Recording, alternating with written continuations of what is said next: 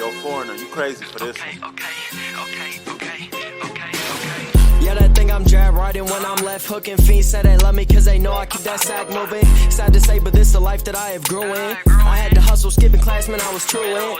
I can flip some packs and teach you how to do it. This the real deal. Better watch your back cause people will kill. Kill Bill, kill switch on the Glock, yeah, this the real. And people spin around them blocks just like a Ferris wheel. But that's enough of that. Let me tell you about my life and where I grew up at. I grew up in the south of Topeka. Then I moved to the east in the streets and I ain't fucking with neither. I ain't the type to go with kill or go and sit on that block. I'm the type to get What's going on, Bucket Discussions family? It's the boy J Coop, man, 1/3 of the Bucket Discussions podcast. And hey, man, I'm here to remind you to make sure that you guys are tuning into our previous videos on the Bucket Discussions YouTube channel, and make sure to also stay tuned for more great basketball content coming. What's going on, Bucket Discussions fam? Before I get started, I just want to say RIP to Takeoff, aka the Last Rocket. This was one of the rapper deaths that hit really hard, man. Like, we get used to opening up social media. Oh, this rapper died, that rapper died.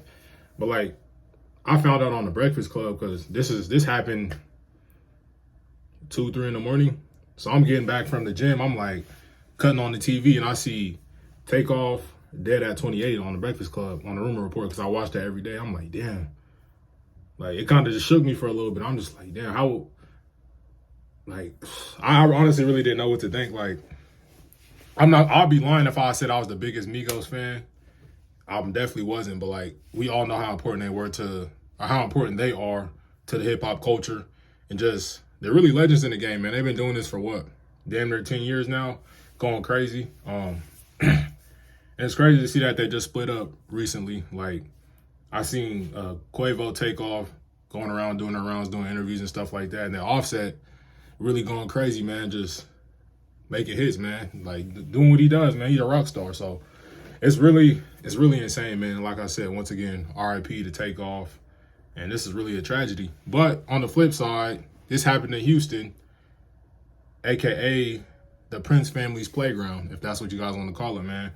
So obviously, I knew who Jay Prince was just because of how instrumental and important he is to the culture and just the industry, not even just hip hop, but just entertainment in general. And like I said, I know him. I watched a couple of his interviews, but like his sons, I had no clue who they were. So there's 3 sons. I'm just now learning. There's 3 sons. Jay's in their name. So we got Jazz Prince, we got Jay Prince, and then we got, I don't know what the other name is, but it starts with a J. So when I first was hearing this and hearing like the details and stuff coming out about the murder that happened in Houston with Takeoff, it was crazy because I'm hearing Jay Prince was involved. And I'm like, Jay Prince, like, you talking about the rap a lot Jay Prince? That's like, who we talking about here? And like, we have people were saying, oh, Jay Prince just ran past the body after Takeoff got shot. And I'm like, what are they talking about? So I'm looking at Big Jay Prince, like Rap a Lot Records Jay Prince. And I'm like, okay. So then I realized they're talking about his son. So his son's on social media. He's doing lives with people and stuff like that. And I'm just like, I never heard of these dudes, man. So here comes my guy Swamp Stories. Swamp Stories, man, his channel it's amazing, man. I'm not gonna lie to you. Like I said, I'm super tapped into the YouTube landscape, man. And I want to say this too. I'm not from the streets. I don't want to be from the streets. I'm just a person that's very curious. I always watch everything around me, and I just question like why people do what they do, why they think what they think. Even just growing up, why does this person think this? Why do my mom and dad do this? Why does this person do that?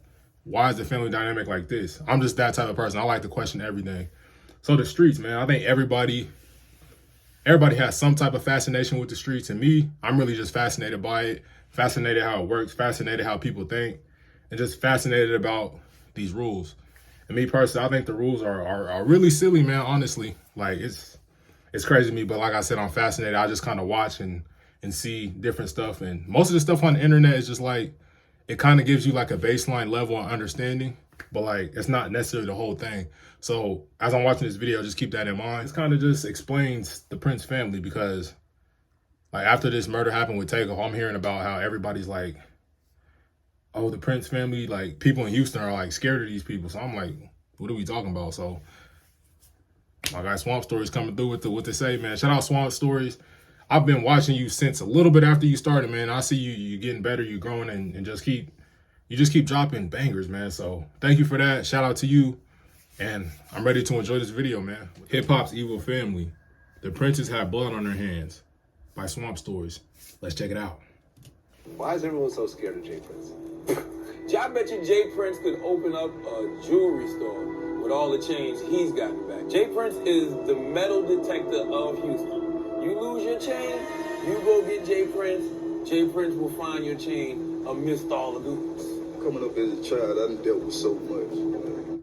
So this right here is one of Jay Prince's sons. I'm not sure which one it is, but that's one of his sons. I done dealt with so much, man. I think this was the one that was involved with everything that went on that night in Houston. Welcome back to another episode of Swamp Stories. For this episode, we dive into a Houston family that causes complete destruction everywhere they go. Many people have been learning about this family because of the recent incident that took place. However, those in Houston have known about them for a long time. And let me just say this, these are not people you want to mess with. But before we get into it, make sure to leave a like and subscribe if you're new. You can also follow the Instagram page as well. So let's get into it. In order to understand this video, we must cover some background information.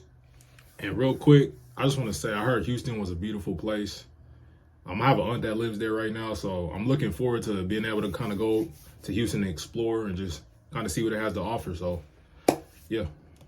For the vast majority of the city's history, redlining played a major role in what turned out to be. After World War II, the city of Houston gained a large African-American population from their neighbors. And also, I want to shout out Swamp Stories, bro. I doubt he's going to see this reaction, but if he does, I want to shout out Swamp Stories, bro. I really appreciate how you break down the historical context of what's going on and how we even got to the point that we're at in the video, whatever the video topic may be, man. Like, this is super dope.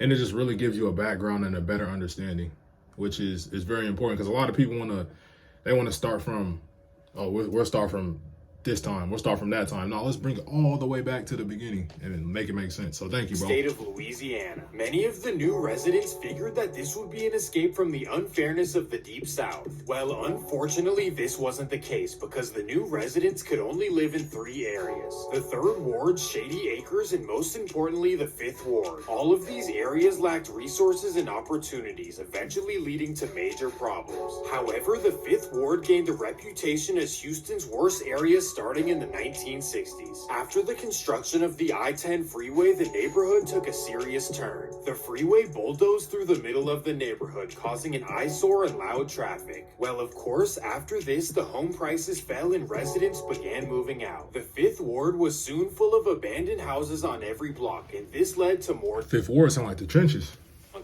Born in the middle of this was a young man named James Prince. He was born to a 16-year-old mother in the infamous Coke Apartments. There, he witnessed many things that no kid should ever have to see. This meant seeing family members pass away, including his own sister. Well, growing up, James saw a better future for himself than what was around him. And at the age of 18, he discovered that his younger brother was a talented rapper. So he made it his goal to keep his brother off the streets and to save enough money to start a music label. So every day he... We are the Navy's best kept secret.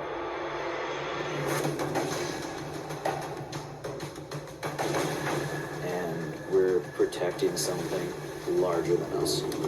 Be all you can be.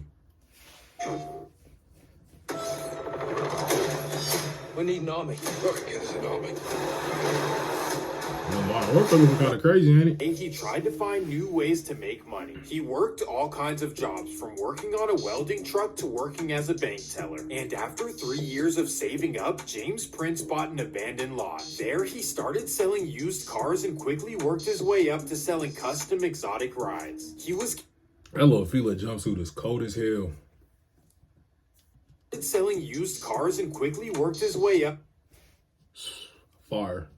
Selling custom exotic rides. He was charismatic, and this led him to being a top-notch salesman. Most importantly, this venture gave him connections to wealthy athletes, business executives, and music moguls. Well, after these connections were made, James shut down his car dealership and used the space to open a recording studio. There, he started his label, Rap-A-La Records. Now, the only thing he needed was rappers besides his younger brother. So James Prince began roaming around Houston looking for talent. 1986. While at a local club, he discovered a young rapper named Bushwick Bill. Then his barber connected him with another rapper named Willie D.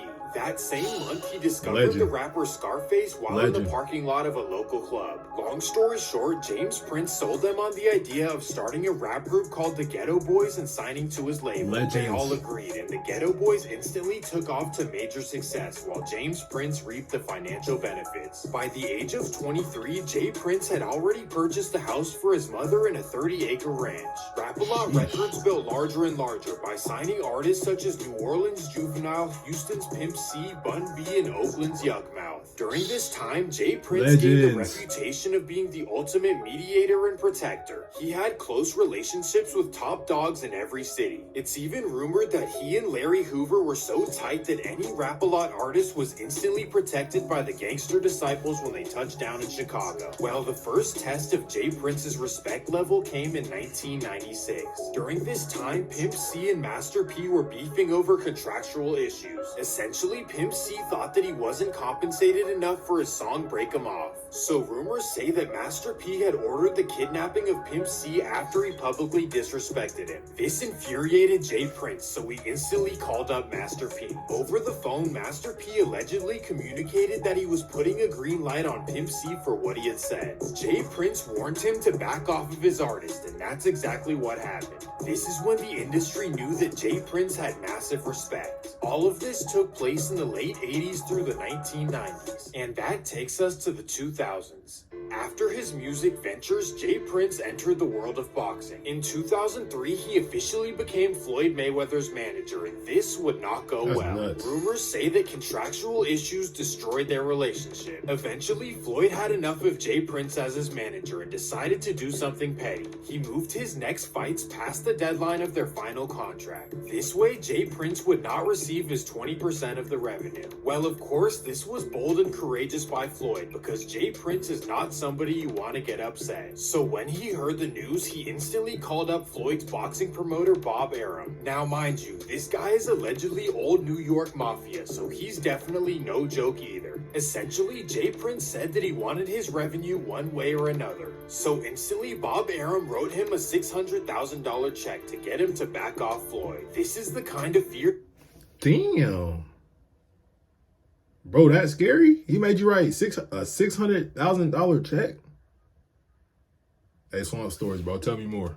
Jay Prince installed throughout the music and entertainment world. Well, while focusing on boxing and other financial ventures, Jay Prince's sons got involved in the music industry. So first, let me introduce you to his children. Jay Prince has 3 sons, Jay Prince Jr., Baby Jay, and Jazz Prince. It's safe to say that these princes are nothing like their father. They weren't raised anywhere near the 5th Ward. Instead, they were raised in a giant mansion all the way in the suburbs. This upbringing consisted of endless abundance, supercars, luxurious vacations, and you name it. Jay Prince even owns an island off the coast of Belize. So it's safe to say that the Prince kids' upbringing was far from anything close to the 5th Ward. This, of course, is a great thing. It's what any man should want for his kids. However, one thing has to be understood. These kind of rich kids will lack a certain type of grit and grind. They usually have no sense of what it's like to earn something. However, rich kids who know and accept their identity will be loved and respected for acting like themselves. For example, people love and respect Steph Curry, Klay Thompson, O'Shea Jackson Jr., and the list goes on. But the Princes, specifically Jay Prince Jr., are not this way at all.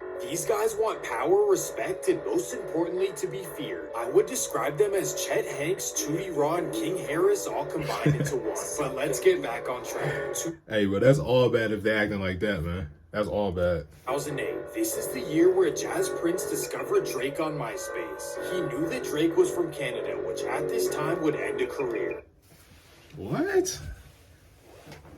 Damn, they really locked it. Bro, you telling me one of his sons discovered Drizzy Drake? Regardless, he saw the potential and connected him with his father. From there, the Princes flew Drake to Houston, and the rest is history. They connected him to Lil Wayne, Birdman, and Bun B, and we know the rest. Because of this, Jazz Prince is forever a legend in hip-hop history. He had a vision that no one else could see. But for Jay Prince Jr., this guy, we're not really sure what he's done other than being his father's son. Well, we do know that he started something called Mob Ties, also known as Malibu's Most Wanted. I'm not gonna lie, bro. It's kind of hard not to get these dudes confused. Like I said, I've never heard of them. So we got Jay Prince Jr. and then we got Jazz Prince. I'm thinking that's the same dude the whole time. Okay, that makes sense. I'm just kidding. And here's what people say they do. Mob Ties is known to be active all around Houston, causing problems. And Jay Prince Jr.'s biggest objective is gaining respect. In fact, So Mob Ties, is that what Drake was rapping about in the song? I got ties, lot of ties. That makes a little bit more sense now. 22 asked him what his upbringing was like, and here's what he said. Let's talk a little bit about your upbringing, because I feel like at least And shout out Adam 22 as well, man. I know a lot of people don't like Adam, man, but I respect his grind, man. I respect his platform and what he's doing over there.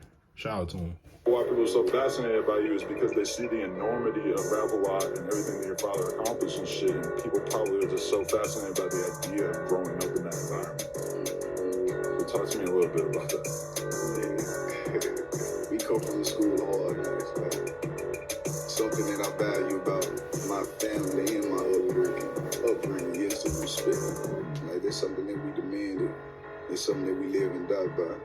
So I can't compare my upbringing to others because I come from a different type of cloth. You get what I'm saying? Like, Jay Prince Jr. and Mob Ties are known to demand rappers to check in with them whenever they come to Houston. Essentially, this is the oldest trick in the book. Create the problem so you can be the solution. And I'm glad we're touching on checking in, man. No, Swamp Stories, I'll let you get into it, man, because I got a lot of thoughts about checking in. of course, this comes with a fee. Yes, the rich kids who were handed everything are trying to extort those who made it from the bottom. And that takes us to incident number 1, June 22nd, 2020. While away from his Houston home, Mob Ties members break inside Young Boy's garage. They record the invasion and steal some valuable possessions. Check it out. Hey, Young Boy shit. Okay. Now, I remember this incident, man, but I did not realize it had something to do with the Prince family. Because I remember Young Boy talking about somebody took his keys and, oh, come get your keys back and all that. So, okay. So these guys, they menaces. Young Boy shit for real. After the clip went viral, Young Boy would go. So basically, if I'm hearing this right, if you don't check in as a rapper, if you don't check in with the Prince family, they're going to basically try to extort you. Instagram Live and react. Interesting. At first, Jay Prince would call Young Boy dumb as a box of rocks, but then he would post a video with the keys to Young Boy's McLaren. This was the younger generation's introduction to the Prince family. And instead of being seen as the legendary entrepreneur that he is, Jay Prince's name is slowly being seen as Lorenzo from Lottery Ticket. This whole ordeal of breaking into Young Boy's home seems... For the people who didn't get that reference, man, it's basically saying he's a bully. Down and far below what a multi-millionaire family should do. Like, why take from a guy who rose from poverty and earned his success? Especially when daddy handed you your money. But unfortunately, this would only be peanuts compared to the later incidents. So let me set the context. Over and over, we've seen Jay Prince Jr. and Mob Ties inviting rappers to Houston to hang out. They partake in street-level shenanigans like shooting dice, hanging out in the 5th Ward, and who knows what else. And that takes us to September 4th, 2022. Lil Boosie invites Chicago's Duke the Jeweler to his Houston concert. There, Duke delivers a beautiful new piece of jewelry to Boosie before Boosie in good shape. He in better shape than I thought, man. But as a rapper, man, like, it just really doesn't make sense to me. Like, why would you want to go? I understand it's cool. Like, all right, cool, we chilling with them. But, like, why would you want to go do all that? Why would you want to go to the hood and just be around goons? And why? There, Duke delivers a beautiful new piece of jewelry to Boosie before the show. Well, after the show, Duke the Jeweler starts shooting dice with Jay Prince and all of Mob Ties. There, Duke bets his hard-earned money while wearing $1 million around his neck. On the same side of the table, Jay Prince Jr. is betting his daddy's thousands while wearing a chain that his daddy bought for him. Well, during the dice game... Hey, Swamp Stories is funny as hell. He be going hard on He be going hard on the young spoiled rich kids, man. Alleged that Duke hid for $100,000 out of Mob Tahj's pockets. After winning the money, it's alleged that Duke walks back to his car with $100,000 in cash. And there, a man walks up to him. Bang. Damn. Instantly, Boosie was blamed for this because he invited him to the concert. However, I highly doubt that Boosie would do something Damn, man. I thought he just got robbed, but y'all killed him? this, especially given his new reputation. He's known to be generous by tipping thousands of dollars to waiters and paying people a lot of money for small favors. At this point, Boosie has become a stand-up guy in the industry who speaks his mind and just wants the best for him and his family. And still, at this point, the world wasn't tuned into Mob Ties and what they had potentially going on. Yeah, I know Boosie had his stuff in the streets back in Baton Rouge and whatever, man. Back in Louisiana, but like, I definitely would not see him doing nothing like this, setting somebody up, killing them, whatever the case may be. Like, he's definitely at that stage now, that mogul stage, bro. He's sitting back, he's chilling, just really, like he said, speaking his mind. He really doesn't have anybody to answer to. Like, he a legend. However, the young boy and Duke incidents definitely shed some light. And that Damn, they're grimy as hell for that, though. takes us to Halloween 2022. Mob Ties invites Quavo and Takeoff to Houston to attend a birthday party for Jazz Prince. First, Jazz and Jay Prince take the Migos to their daddy's neighborhood, the infamous...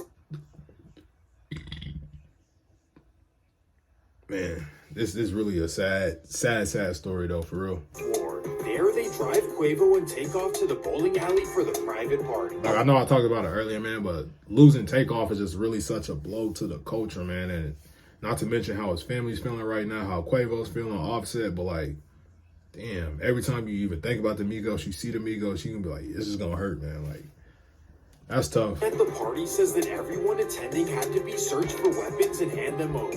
That would be except for Mob Ties members. Red flag number 1. And if these niggas... Oh, my bad. I ain't mean to go too crazy on here, man, but I'll say it. If these niggas have so much power, man, like, yeah, man, it's just a lot of stuff going on in my head right now. But if they have so much power, how can you not stop stuff like this from going down? Petty arguments, people getting killed, like, it just really don't make a lot of sense to me, man. Well, what would happen next is currently all under investigation by DJ Academics. People who were there. Hey, shout out Act, man. Like, me personally, after stuff like this happens, I don't like when people go into, like, investigative mode and just, oh, social media, we're trying to find this out, we're trying to find that out. But Act, man, I think that the Houston Police Department need to go and see that man a check, man. He was on stream going crazy, man. Who's this person in the video? Who's this person standing next to this person? He was going crazy, man. That Quavo and Jay Prince Jr. got into an argument over basketball and money. Then you can clearly hear Quavo making the decision to leave the scene. But that's where things go. But I'm not going to lie to you, I have not been, like, going down a rabbit hole of trying to figure out who did what, who done what, or even watching what people are talking about, man. It's just really a sad story, man. But for the Prince family to really act like they don't know what happened or anything that's going on, for them to have so much power in Houston and so much pull and so much respect, y'all got to know something, man. Quit playing. In the video, you can see Jay Prince Jr. walking away like nothing had just happened. This did not sit well with me. It's almost as... Let me stop. Well, the next morning, everyone woke up to the news in disbelief and the entire music world was crushed. Even Jazz Prince would make an Instagram... I never like to hear about things like this happening anywhere, especially in my city. And to my family, when I got woken up with a call about this, I couldn't believe it, man. I'm with you, my brother Quavo Honcho. Prayers to all who are hurting, and rest in peace, Takeoff. So who posted this? Was this Big Jay Prince? Was crushed. Even Jazz Prince would make an Jazz Instagram Prince. post. So I'm assuming he wasn't there, because this was Jay Prince Jr. that was involved in the incident. So I'm assuming the other brother wasn't there. Alleging that he just woke up to the news as if he wasn't there. Red flag number 2. Overall, Wait, he was there? This incident was completely unnecessary. All over the internet, Jay Prince... And I've seen Jay Prince. Jay Prince Jr., he's been on live talking about this stuff and whatever. But, like, man, it's just losing people at a young age over stuff that just could be avoided it really just frustrates me, man. But it's really nothing one singular person can do or a group of people can do, man. We really just gotta. Honestly, I really don't know. I don't have the answers, man. But this shit, it's just really frustrating, man. To be honest with you. Baptized have been getting hate for the like whatever the case may be, man. A dice game, whatever, bro. And Takeoff, they say he wasn't even involved. He wasn't playing dice. He wasn't bowling. He wasn't doing none of that at the bowling alley. He was just chilling, man. And he was just wrong place, wrong time. Got hit with a straight bullet.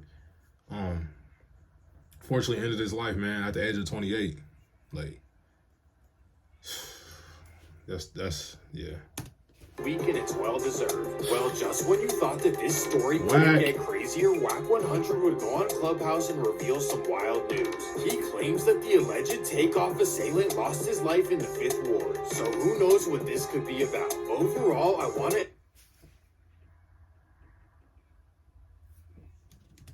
video by showing love to the Migos, especially Takeoff. I will say that it did bother me that they were claiming Atlanta while being from Lawrenceville, but that's not really a big deal. In all honesty, these guys were trendsetters, music revolutionaries, and shifted an entire culture single-handedly. The Migos will always be legends for how they push the culture forward. And with that being for sure, man, another great video, Swamp Stories. But that is funny. One of his first videos was talking about how basically how the Migos were lying. They weren't really from the streets and stuff like that, and they grew up very privileged, if you would say.